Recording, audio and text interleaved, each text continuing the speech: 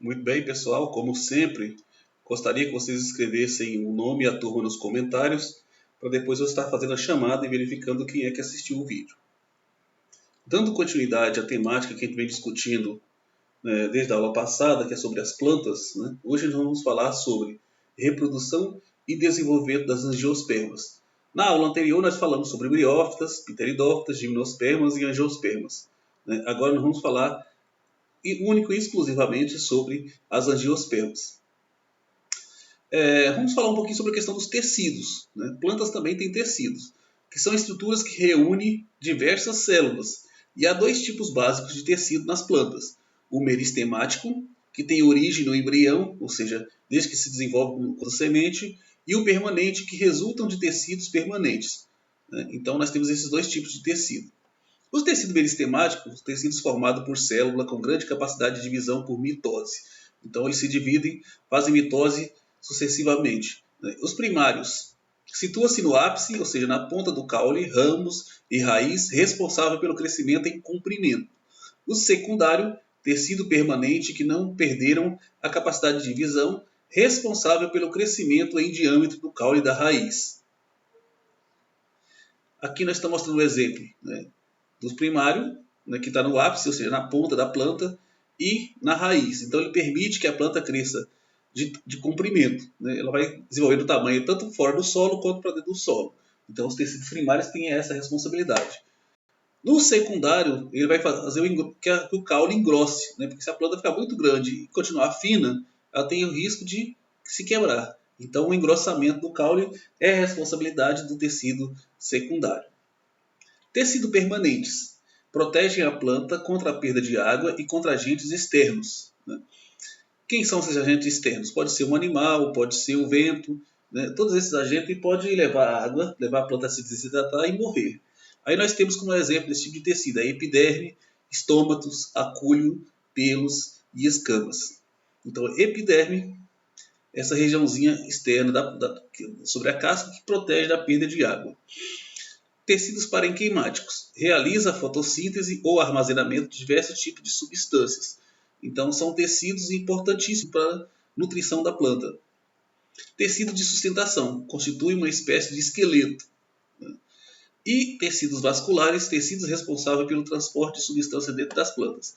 Aqui nós temos o de sustentação, e dentre eles nós temos o xilema e o floema, que são vasos condutores que tem dentro da planta. Né?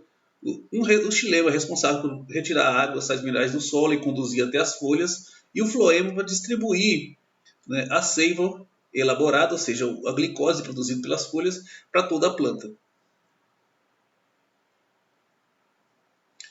Raiz. Órgão responsável em fixar a planta em um substrato e da absorção de água e sais minerais. Então, a raiz ela tem essa função básica, né? Fixar e absorver. Nós temos dois tipos básicos de raiz. Né? A raiz pivotante, que é aquela uma que tem uma raiz principal que vai crescendo em profundidade, dando fixação à planta. Geralmente plantas de grande porte têm esse tipo de raiz. E raiz fasciculada, aquela que não tem uma raiz principal. Todas são muito parecidas, porém elas são raízes mais superficiais do que a pivotante. Aí nós temos tuberosa, que acumula reserva nutritiva, tabular, que cresce sobre o solo para dar suporte à planta. Nós temos a discora, que geralmente de plantas de locais úmidos, de banhados, que tem esse tipo de raiz para evitar, como o solo é movediço, para impedir que a planta caia. Raiz respiratória, isso acontece em manguezais, por exemplo, que são regiões de água salgada e que a raiz não consegue respirar embaixo do solo. Então ela cresce um toquinho assim para cima da água para ajudar na respiração da planta, da raiz da planta. Raiz sugadora, que são um tipo de plantas parasitas que vai sugar a seiva da planta hospedeira.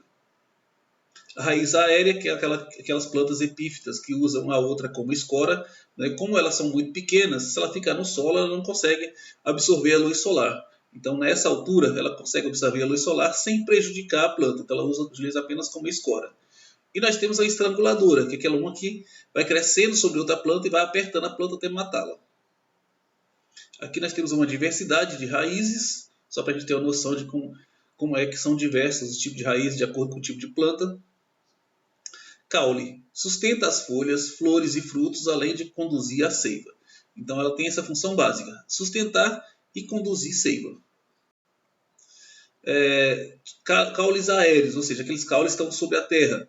Nós temos vários tipos. Tronco. Caule bem resistente, que geralmente apresenta maior desenvolvimento na base, como por exemplo da mangueira, isso é chamado de tronco. Estipe é um caule longo, geralmente reto, sem ramificações. É o caso das palmeiras. Um caule que cresce reto, sem ramificações, sem galhos. Colmo. Nesses caules é possível identificar nitidamente os nós e entre nós. Como exemplo, a cana-de-açúcar. É cheia de nós e entre nós. Caules subterrâneos, ou seja, está abaixo do solo. Então é possível de encontrar caule dentro da terra. Tubérculos são caules que possuem uma grande reserva de substâncias nutritivas. É o caso da batata. Rizoma são caules subterrâneos que crescem horizontalmente, podendo se ramificar bastante. Aqui nós temos o exemplo do gengibre. O caule fica crescendo dentro da terra. Então ele cresce horizontalmente. É chamado de rizoma. Bulbos são formados de caules e folhas subterrâneos que possuem reserva nutritiva. É o caso da cebola. Então são caules e folhas, né, abaixo da terra que têm substâncias nutritivas. E temos também aquáticos, que são aqueles caules que crescem e desenvolvem no meio líquido, dentro da água. Além disso, os caules podem sofrer modificações, como por exemplo acúlios, que é essa estrutura pontiaguda que tem, por exemplo, na roseira, que você consegue arrancar ele inteiro, porque ele está ligado apenas na casca da planta. Nós temos o espinho, né? Esse está ligado ao tronco, então você não consegue arrancar ele inteiro, você consegue quebrar, mas arrancar você não consegue. Gavinhas, que é essas estruturas que vai fazer com que a planta cresça sobre outra. Né? Cladódio, que é uma modificação do caule e que a planta não apresenta raiz. Né? E esse caule consegue fazer fotossíntese. Folhas. Qual é a função da folha? Encarregadas da fotossíntese, respiração e transpiração.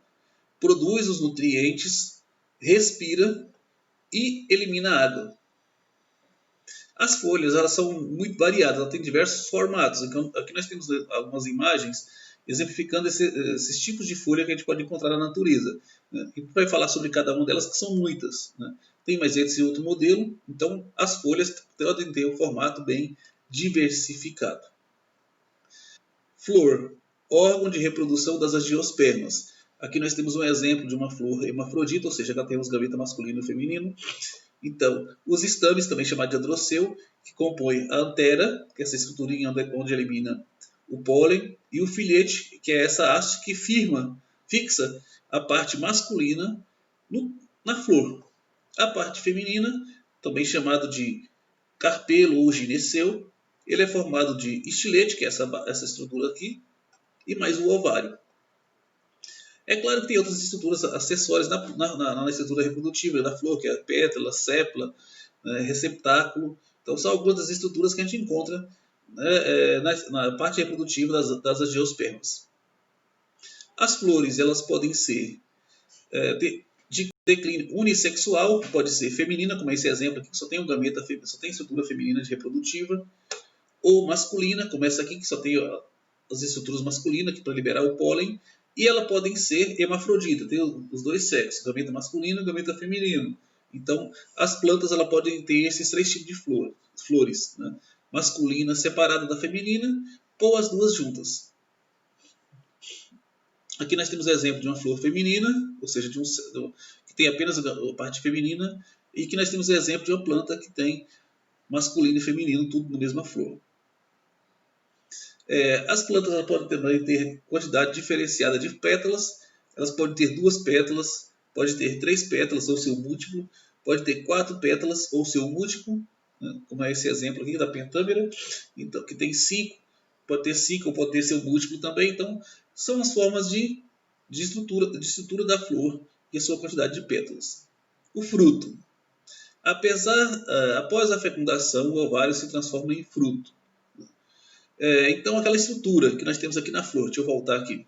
Essa estruturinha que está externamente aqui, então ela pode se originar uma substância carnosa e dar origem ao fruto. Aí nós chamamos de fruto verdadeiro. Pseudofruto formado de outras partes da flor, pedúnculo ou receptáculo. Vamos mostrar aqui atrás para vocês verem o que é o pedúnculo. Então a parte carnosa pode ser isso aqui, né? Ou essa basezinha aqui. Então ela não é fruto verdadeiro. Então por isso que é chamado de pseudofruto ou falso fruto. Que como exemplo nós temos a maçã, é um exemplo de falso fruto, porque a parte carnosa é formada de outra parte sem ser o ovário. Todo fruto apresenta uma estrutura básica, que é epicarpo. É de fato a porção mais externa do fruto, oriunda da epiderme da folha carpelar. Então, a estrutura mais externa é epicarpo, está mostrado aqui em cima. Mesocarpo é a porção intermediária entre o epicarpo e o endocarpo. Às vezes armazena alguma substância de reserva, que é essa estrutura aqui. Endocarpo é a porção ou camada mais interna, geralmente mais rígida e envolve a semente. Então, aquela estruturinha que está protegendo a semente, geralmente ela é mais rígida. Tipo de placentação. Então, como é que se desenvolve a semente? A semente pode se desenvolver no centro do fruto, por isso ela é chamada de central. Né? Pode ser central axial, como é o exemplo da questão do limão, da laranja. Pode ser parietal, que é o caso das vagens, como por exemplo o feijão. Pode ser difusa, como é o caso do mamão. Então, nem todas as plantas saem formadas do mesmo jeito. O fruto. O fruto pode ser classificado de acordo com o tipo de pericarpo que apresenta. Então, a sua estrutura interna ela pode ser seco ou pode ser carnoso. Né? Por exemplo, a ervilha, a castanha é exemplo de fruto seco. Né? O limão, a laranja, o abacate é exemplo de fruto carnoso. O fruto pode ser classificado também de acordo com a sua deiscência. Os frutos, o que é isso? Se ele vai liberar ou não a semente após estar maduro. Então, os deiscentes é aqueles que liberam a semente quando está maduro.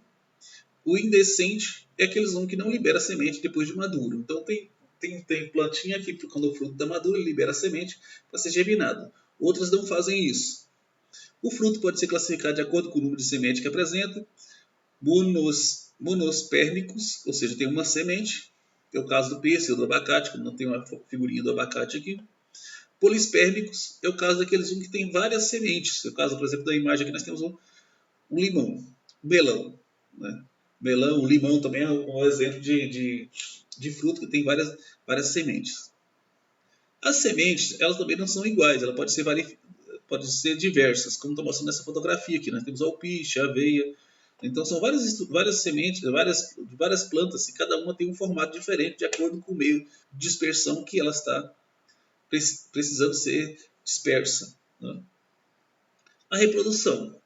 As angiospermas, para se reproduzirem em uma fase da vida, elas vão produzir a flor, que pode ser hermafrodita, pode ser de sexo separado, ou feminino ou masculino, como está mostrando essa imagenzinha, assim, o processo de fecundação dela.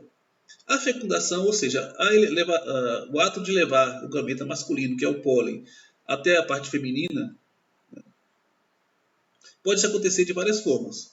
Pode ser o vento que vai fazer esse processo, né? Pode ser um inseto, como uma abelha, né?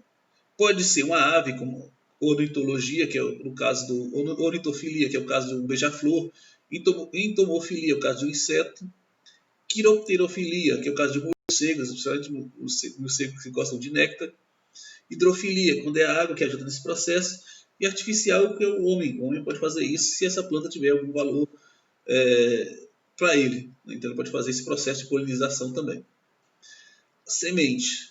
A germinação da semente ocorre quando as condições, tanto internas quanto externas, são favoráveis. Então, cada semente precisa de uma condição para germinar. Algumas precisam que ela passe por um período de frio, outras precisam ser queimadas a sua crosta para germinar, outras precisam ser enterradas, outras precisam estar expostas ao sol. Então, cada uma necessita de uma condição específica para ocorrer a germinação.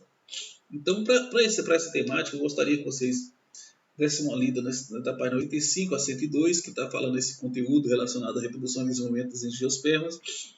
Na página 103, nós temos o exercício 1, 2, 3, 4, 5, 6 e 7. Vocês vão copiar no caderno, responder e enviar as respostas no link desse formulário aqui, assim como fizeram nas aulas anteriores. Esse é o livro que a gente utilizou, dessa coleção que vocês têm em casa. e esse da coleção anterior. Né? Aí eu fico aguardando vocês enviarem no formulário as respostas das nossas perguntas. E é isso aí.